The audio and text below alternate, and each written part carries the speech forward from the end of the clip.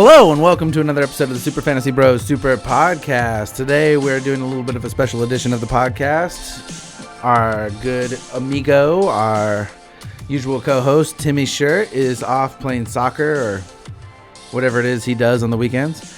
So today we brought in the Bryans. We got Brian Cole.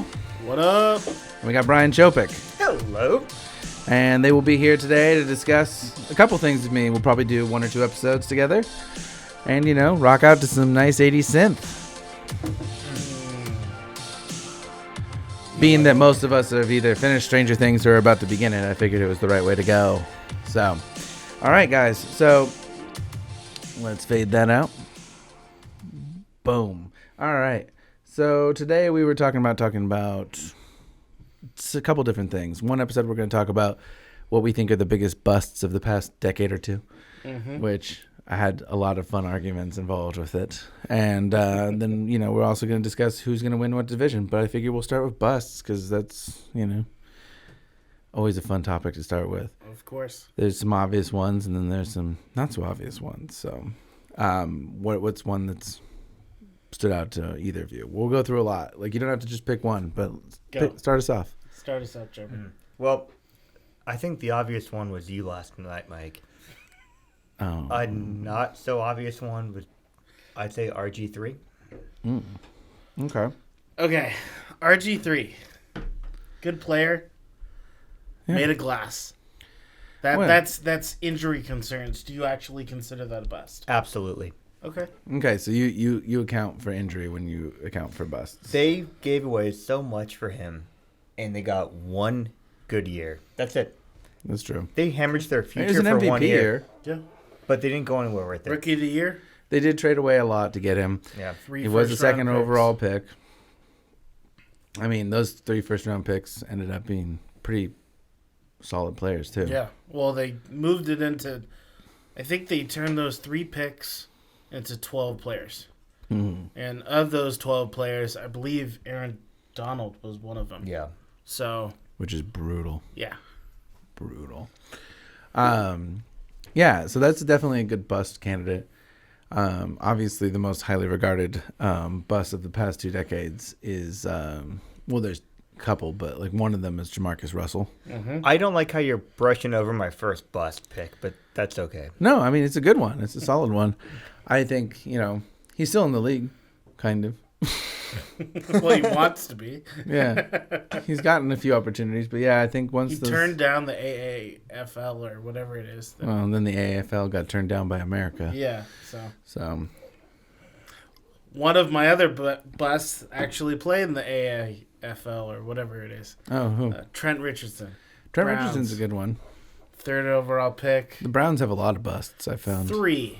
3 that you Tim can name. Couch. That's a good one. 1999 1st overall pick. Mm-hmm. Next year, 1st overall pick. Again for the Browns, Courtney Brown. Defensive end. Courtney Brown was awful. Tim Couch at least turned into an announcer, I guess. I can't say I've ever heard of Courtney Brown. So, That's a hard bust at Yeah. that point, right? That's a hard bust. and you were following football in And you 2000. know, we didn't even mention Johnny Manziel. Yeah. Late Which- first round pick, Yeah. though. But I mean, It's it's hard still a to- first round pick. And it's still a quarterback that washed out of the league from self-inflicted alcohol issues, right? Yeah. Everyone knew what you were getting yourself into if you drafted him. I mean, I think people knew that he had behavioral issues, but I don't think people knew the severity of the addiction until It's true. he was drafted. And they didn't know that he was going to be as... I mean, like, some people thought he could be a quarterback. Yeah. Turns out, Not me. not so much. Yeah, it turns out Johnny Football didn't really pan out in the NFL. Turns out Johnny Football couldn't really play football. Yeah. So, Couldn't even play football in the Canadian League. He can't even play Johnny. Well, up until a year ago, Chopik was saying that, like, technically, Andrew Luck was a bust. Absolutely, and I'll stand by that. Not No. anymore, obviously. But, Yeah, now that he won that comeback player of the year. Yeah. But But before that, so in your mind, a bust, it's like, if it's early first round, you gave up a lot of value. I mean, he was first overall. yeah. And, like, for first overall, you're saying, like, it's Super Bowl or bust almost? Or What I'm saying is it doesn't matter if you're made of glass or you're injury prone or if things outside of your control happen. If a team gives up that much for you and you don't perform, Yeah. you're a bust. Okay, period. so let me just name a few. All right. Biggest bust in, I think, period, Ryan Leaf. But just to name a few of the Niner busts, we've got A.J. Jenkins up there, top busts ever. That's a high bust. I'll give you that. Kentuan Balmer, first-round pick out of North Carolina State, I believe. Defensive end, huge bust. A.J. Jenkins, though, is a bigger one than Balmer. And Josh Garnett, guard. None of them Stanford. compare to RG3, though. No, but I'm just naming them. I think Ryan has a really good point on Ryan the level Leaf of picks does they that, gave up to get RG3. I think like if you take into the account what they traded to get him, that is a high level. Oh yeah, high level bust. of course. But sure. but you only Ryan look Leaf played what? I don't even think he played one game. But I don't know. I don't know.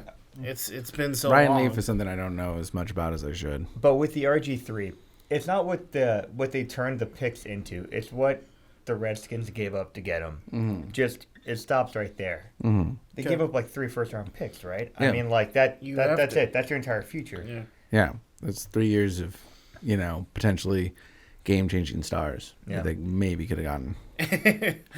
Well, the funny fact is, in the same draft, the exact same draft of giving away those picks, in the 4th round, they take Kirk Cousins. Yeah. And look who made it. I know. Kirk Cousins. That's what makes it an even bigger bust, honestly. I actually that makes Brian's point even stronger. One that I don't see on a lot of lists, but I thought was worth bringing up, and actually will lead into a separate conversation that I think will be interesting, is Justin Blackmon. I think is an interesting bust. Because like he was great when he was on the field. He was absolutely fantastic, and I don't think he's fully. Is he fully washed out of the league at this point, or is he still trying to make a comeback? I think he's gone. It's been too long. Yeah, but he was. What was he? Let me So- see here. I have it written down. Like what pick he was, which was insane. 5. He was number 5. Yeah, you're right. 5th Jacksonville overall, Jaguars. 2012, Yeah. So and if, he played a total of 20 games. Yeah. If you're getting the 5th overall pick, you want more than 20 games. If A you're, season and a quarter. For sure. Brutal. So, same mentality, not as high. 2nd round, Josh Gordon, Josh Gordon, yeah, bust. bust. Um, I mean, one of the most although talented players. Josh Gordon did lead the league in receiving yards for one Yeah. season. He has been productive for multiple teams at this point, but He's done a lot more than Justin Blackmon did. Well, yeah. And he was a much lower pick. And by much lower, I mean 5 to 12. I think right? Justin I mean, Blackman's a bigger bust. No, he than was a Josh 2nd Gordon. rounder. Second round, okay. So, but it was in the supplemental draft, so there was no real picks. I see. Yeah. It's different. What do you think about? I've seen on some lists Mark Sanchez as like a bust. Where did He he made go? the playoffs. I don't know. I mean, yes. Didn't he go to like He made the It was three the playoffs on Jets. his AFC defense. championships, Yeah. right? Yeah, but it was on his team's defense that got But him I there, mean, he right? still did it. Yeah. I mean, And You what- got more out of him than you got out of a lot of these players. What right? round was he drafted in? Like 1st or it was 3rd? 5th overall, 1st round, Yeah. 2009. Oh, wow. I have them all here. Well, just like every USC quarterback not named Carson Palmer, he was a bust. Yeah, True. speaking of USC quarterbacks, what about Matt Leinart? I mean, I'm sure he's going to be a bust. When was he drafted? That's ancient history for me. 10, 11 overall. Yeah, Hmm. okay, well then, enough said. Yeah. Charles Rogers, Detroit Lions wide receiver, 2nd overall pick. Are you I guys remember cheating on your him. phone? It's Yeah. yeah. Yeah, of course. That was a cheat, but Having done research is important. Doing research during the test is called cheating. Well, this isn't a real test. If it was a test, all 3 of us would come out positive, if you know what I mean. I have no idea what you're talking about. We all got diseases. I can test for him. Oh, yeah, that's true. Brian's an engineer. yeah. He knows how to do that sort of stuff. I love beer. All right, so on kind of like the topic of busts, and we were kind of talking about Justin Blackmon, who had off-field issues that kind of turned him into a bust, right? Wasted potential is actually a fascinating subject in the NFL right now. I was going to say Jamarcus Russell. Jamarcus Russell, yeah, he's like one of the top busts of all time, but I was actually going to mention Chiefs running back. no. Oh yeah, Kareem Hunt. Kareem Hunt, obviously, I think could be wasted potential. I think with what he's thrown away, and obviously seems like a human piece of dog shit. So, no, I was speaking of Alden Smith. Alden Smith to me might be one of the biggest cases of wasted potential in NFL history. He is. He's did so much for the Niners over a reasonable period of time where I have a hard time saying that. It's not. I'm not calling him a bust, but what I'm saying is potential, his future potential was wasted because he just couldn't stay sober. For sure. But the thing is, field issues, right? Let's say he was playing right now without any kind of issues. Yeah, he'd be on the back end of his career. Well, yeah, he'd probably be gone. But he had potential Hall of Fame talent. Like he was a prolific pass rusher. 17 and a half sacks in a season. His rookie year, his sack, he almost beat. Yeah. But he couldn't stop like like running into cars and like having guns in the house. That's like a third of the Niners defense that year. I'm just gonna say it. Yeah. I mean, Reuben Foster's a similar case. Like Reuben Foster, apparently a piece of shit because. Oh, by the way, on this podcast, I'm pretty sure. Probably, but where there's smoke, there's fire. On this podcast, for the record, if you are a domestic abuser, we call you a piece of shit. So, Reuben Foster, a piece of shit. Seems to be throwing his own career away. Wow. Tyreek Hill, piece of shit too. Mm-hmm. Yeah, that's wasted potential. Tyreek Hill could be one of the most prolific wide receivers of all time. His speed is insane. What is happening with him? Is he getting suspended? Is he? They don't know yet. The court case is ongoing. Basically, the NFL is telling people that if there's not a video, they don't give a fuck. That's basically what the NFL is telling all of us.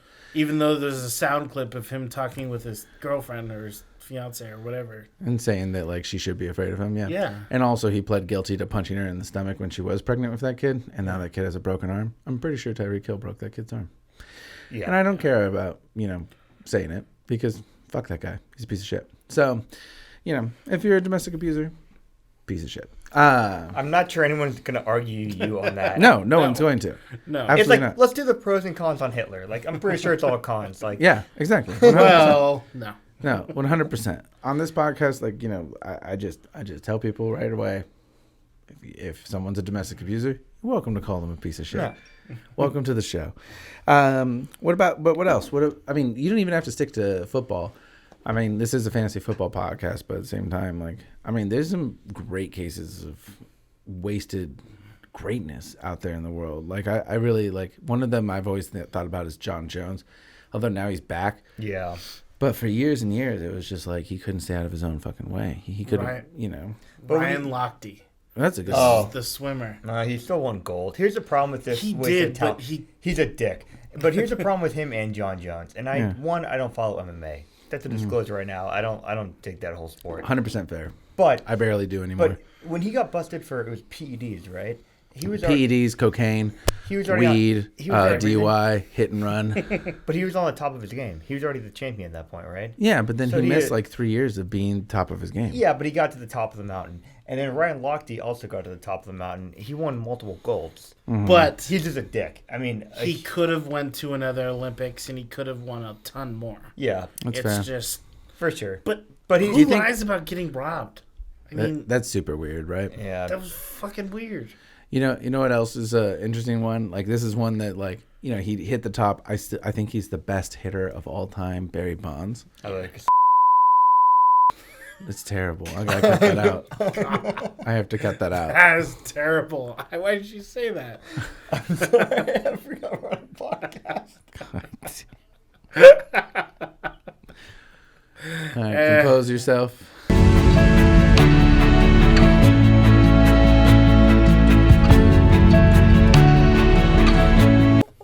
So I said Barry Bonds. I mean, Bonds obviously hit the pinnacle of his career. He's the home run leader, most home runs in a season. Had that insane year where his on base percentage was just monstrous.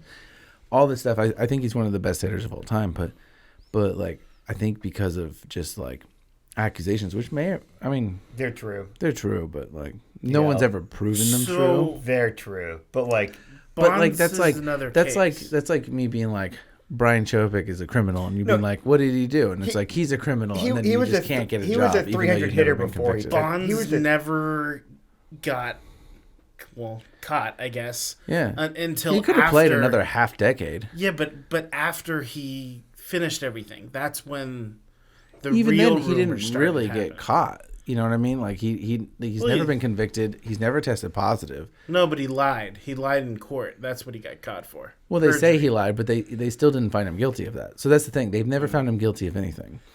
And yet, like, he lost, he probably had another 5 to 10 years of career in him because he was just a guy who stayed healthy. Like, he still fucking does competitive bike racing. So that's just wasted potential in its own kind of way. It's kind of the Pete Rose thing, I think, with Barry Bonds. Pete Rose is wasted potential. You have to, well, it's like you have to protect the integrity of the game, whatever kind of bullshit they say. Because, just don't bet on your own team.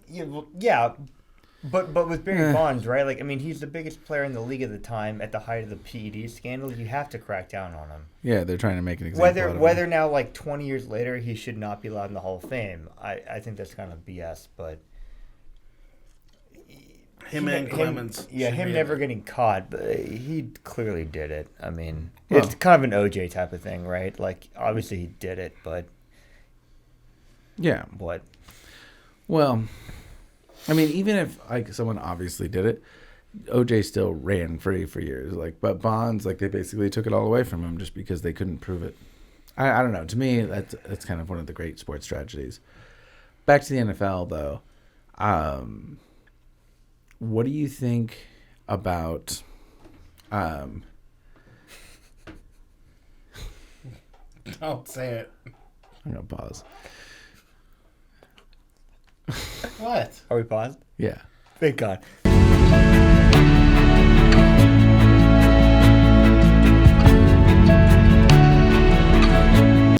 To kind of sum up this episode, what I'd love to just do a quick round. What is the worst fantasy football bust you have personally ever drafted? Mm-hmm. I'll start. Mine's very easy. I drafted Jamal Charles the year that he, in the first round, the year that he I believe he tore his ACL in game 2. Yeah. Yeah. And I basically went from 2-0 to not winning another game the rest of the season, pretty much. Totally fucked my season. So I've got 2. Okay. Last year, Leonard Fournette. Mm-hmm. Ooh, that's a good one. 6 points in the first game, and then he hurt his hamstring. He's questionable for a few weeks, came back, put in another 3 or 4 points, and then hurt himself again. I think he got a total of 20 points all year. Oh, sorry. Oh, you're okay. And then my second one was when Tom Brady got hurt the year after his 50 touchdown. Those are both good ones. Yeah. Leonard Fournette's a good one just because Leonard Fournette seems to not be able to stay on the field at all right now. He's someone that I've been putting on my don't pick list all year. Yeah, he might not play. He might get cut. Yeah. So, I mean, he's got all the talent in the world, but he can't stay healthy. You have any good bust stories, Brian? Yeah, Le'Veon Bell. Oh, last year? Last year, yeah. Yeah. That is a good one. I forget if it was first or second overall, but yeah, that was the thing. I think. Well, he went first overall in most leagues, or first or second, depending. But yeah, that was a brutal one. That basically tanked Jordan's season in our league last year. Yeah, definitely. And then my favorite part about that is anyone who drafted Le'Veon Bell with all the concerns around him last year and didn't just immediately handcuff him with James Conner as soon as he was that was bad, within range. And Jordan didn't do that, so that's basically why SK was I got James Conner for hella good value. Ridiculous. Yeah. All right, so that wraps up another episode of the Super Fantasy Bros Super Podcast, and we will be right back